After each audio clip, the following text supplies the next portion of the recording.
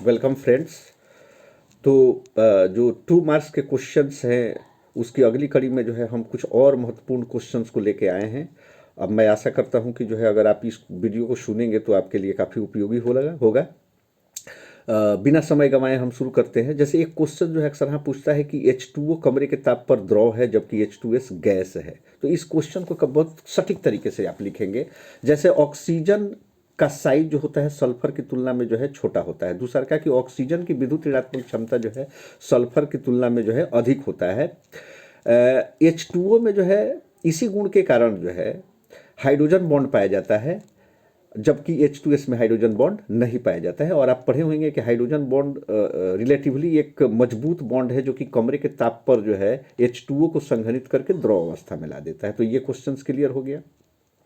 दूसरा एक प्रश्न है कि आमोनिया आमोनिया जो होती है NH3, उस अमोनिया में हाइड्रोजन बॉन्ड पाई जाती है जबकि PH3 में हाइड्रोजन बॉन्ड नहीं पाई जाती है, क्यों? तो आप पढ़े होइएगा कि अमोनिया में नाइट्रोजन की विद्युत ऋणात्मक क्षमता जो है फास्फोरस से अधिक होता है। साइज भी अगर आप देखेंगे तो नाइट्रोजन की साइज जो है फास्फोरस से छोटी होती है। दूसरी बात ये होती है कि जब हम हाइड्रोजन बॉन्ड का डिफिनीशन पढ़ते हैं तो ये बताते हैं कि the bond which is formed in between the hydrogen atom and nitrogen, phosphorus and fluorine, that is the most electronegative elements.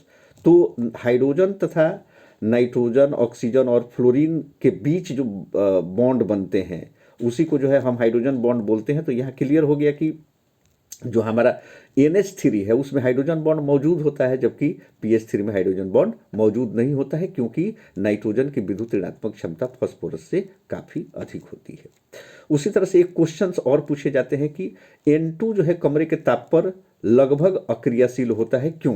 तो इसके लिए 3 कॉज आप बता सकते हैं। एक तो पहला कॉज ये बता सकते हैं कि नाइट्रोजन की साइज बहुत छोटी होती है, इसलिए कि उसमें 2 ही सब सेल होते हैं। अगर उसका इलेक्ट्रॉनिक कॉन्फ़िगरेशन खींचिएगा तो K सेल में 2 और L सेल में जो है 5 इलेक्ट्रॉन होता है। साइज एक छोटा होता है। दूसरा क्या कि साइज छोट होने के कारण जो है इसकी बॉन्ड डिसोसिएशन एनर्जी काफ़ी अधिक होती है। बॉन्ड बंधन विखंडन ऊर्जा का मान काफ़ी अधिक होता है। और तीसरी बात यह है कि जब नाइट्रोजन का हम इलेक्ट्रॉनिक कॉन्फ़िगरेशन खींचते हैं तो नाइट्रोजन के P सब सेल में जो है इलेक्ट्रॉन जो है हाफ फिल्ड है, आधा भरा हुआ है। और आप जानते हैं कि आधा भरा हुआ कक्षक जो होता है काफ़ी अस्थायी होता है आधे से कम या आधे से अधिक वाले से।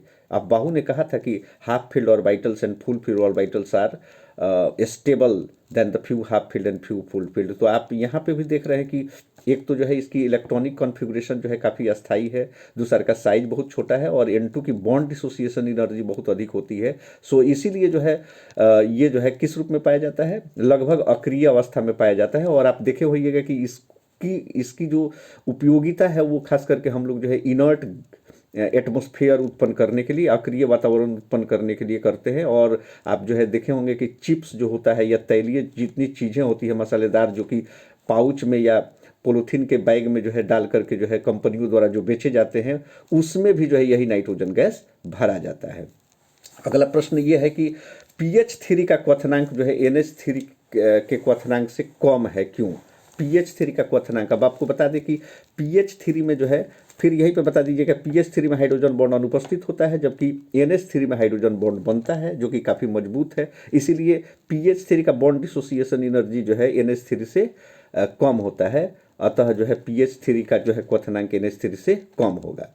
फिर एक और क्वेश्चन जो है आता है कि PH3 की अपेक्षा PH4 में बॉन्ड एंगल या बंधन कोण अधिक होता है, क्यों? तो आप समझ लीजिए कि PH3 और PH4 प्लस दोनों में क्या अंतर है। तो फास्फोरस जो है 3 हाइड्रोजन से बॉन्ड से घिरा हुआ है और उसकी जो है एक जोड़ा जो है इलेक्ट्रॉन ऐसा होता है जो रासायनिक अभिक्रिया में शेयरिंग में भाग नहीं लेता है, वो लोन पेयर्स ऑफ इलेक्ट्रॉन्स कहलाएगा।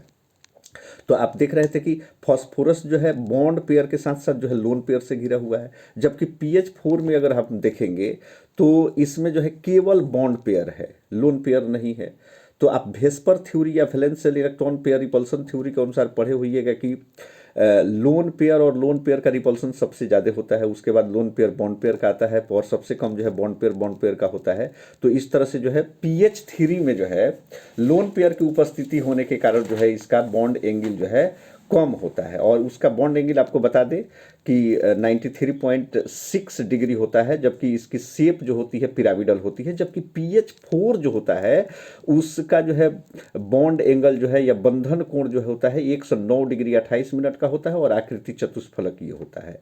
तो इस तरह से आप समझ गए होंगे कि जो है ये इस तरह के क्वेश्चंस काफ़ी इंपॉर्टेंट है। उसी तरह से एक और क्वेश्चन पूछे जाते हैं कि ओजोन जो है, ओजोन विरंजक की भांति काम क्यों करता है। आपको बता दें कि ओजोन अगर पढ़े होइएगा तो ओजोन में जो है ऑक्सीजन के 3 परमाणु होते हैं, और उसका मोलेकुलर फॉर्मूला जो है O3 होता है। ओजोन जो है एक प्रबल ऑक्सीकारक की भांति कार्य करता है, और इसकी ऑक्सीकरण गुण ऑक्सीजन के कारण होती है।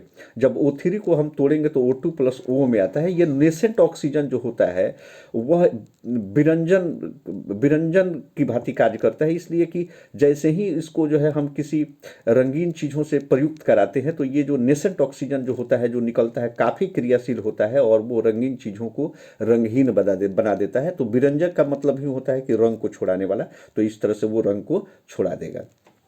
एक और क्वेश्चन इसी कड़ी में आपको बता दें कि ओजोन का उपयोग क्या है। आप पढ़े होइएगा ओजोन का क्या उपयोग है। ये क्वेश्चन जो है 2 नंबर में पूछे जाते हैं। 2-3 टॉपिक आप लिख सकते हैं। एक तो पहले अभी बता दिए थे कि ओजोन जो है विरंजक के रूप में कार्य करता है, यानी रंग छुड़ाने में काम आएगा। दूसरी बात यह है कि ऑक्सीकारक के रूप में काम आता है।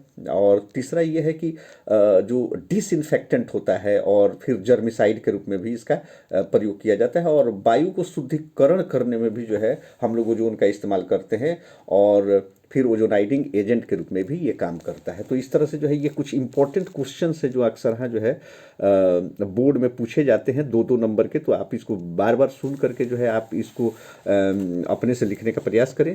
Thank you.